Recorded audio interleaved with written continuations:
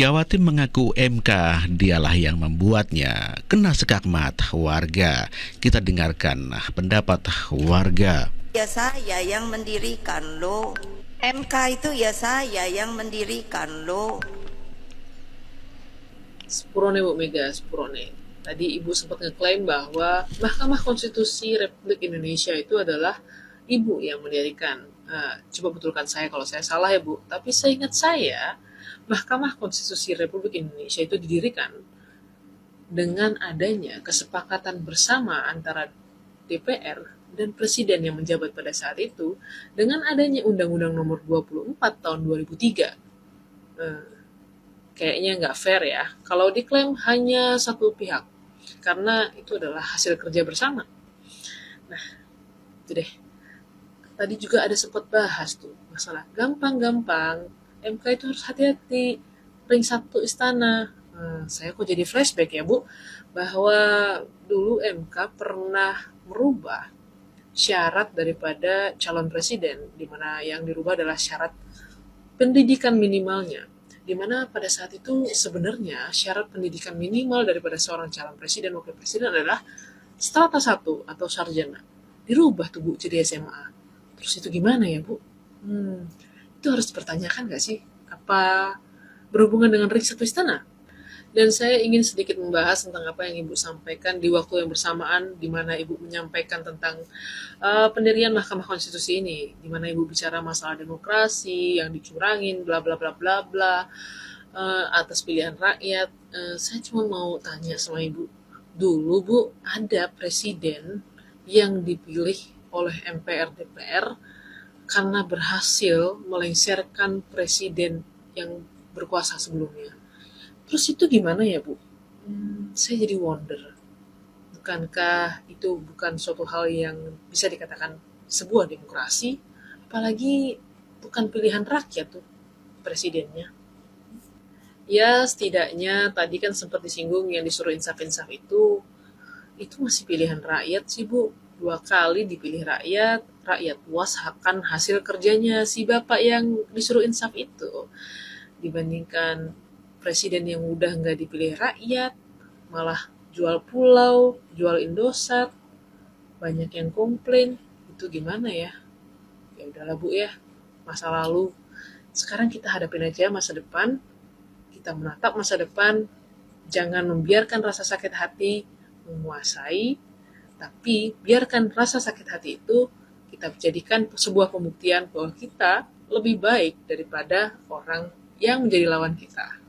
Saya sebagai presiden didampingi oleh Menteri Sekretaris Negara mencarikan sendiri gedungnya, dan saya putuskan berada di dekat istana, yaitu suatu tempat yang sangat strategis yang disebut sebagai ring 1. Sehingga Mahkamah Konstitusi tersebut harus bermanfaat bukan bagi perorangan, tapi bagi rakyat, bangsa, dan negara. Saya ingat waktu itu, Ketua MK yang pertama adalah Pak Jimli Asidiki, dan saya sangat berterima kasih atas segala konsistensinya selama ini. Selain membuat Mahkamah Konstitusi, Megawati juga mengaku membuat BMKG.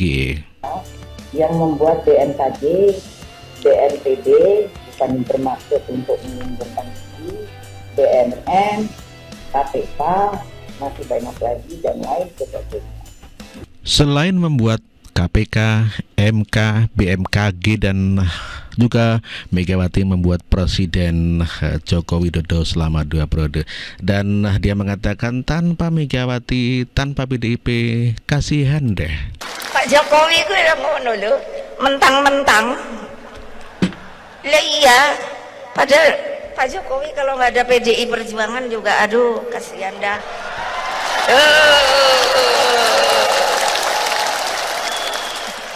Pernyataan Megawati yang membuat Presiden Jokowi tentu mendapatkan tanggapan daripada warga masyarakat. Kalau nggak ada PDI Perjuangan juga, aduh kasihan dah. Kasihan dah. Megawati bilang Jokowi tanpa PDI kasihan dah. Lalu setelah pernyataan tersebut diiringi oleh tepuk tangan gemuruh dari seluruh kader PDI yang hadir saat itu. Gue sebagai rakyat biasa lihatnya nyesek. juga sakit hati. Bisa dibayangkan gimana perasaan Pak Jokowi saat itu. Tapi beliau masih bisa tersenyum. Tapi senyumnya itu mengandung makna yang sangat dalam. Bisa dibayangkan juga gimana perasaan istri dan anak-anak Jokowi serta keluarga besarnya mendengar ucapan Megawati tersebut. Gue sebagai orang yang 2 kali memilih Jokowi sebagai presiden itu karena sosok pribadi Jokowi, bukan karena partainya. Sekarang gue balik, PDIP tanpa Jokowi kasihan dah, bakal terhempas 2024.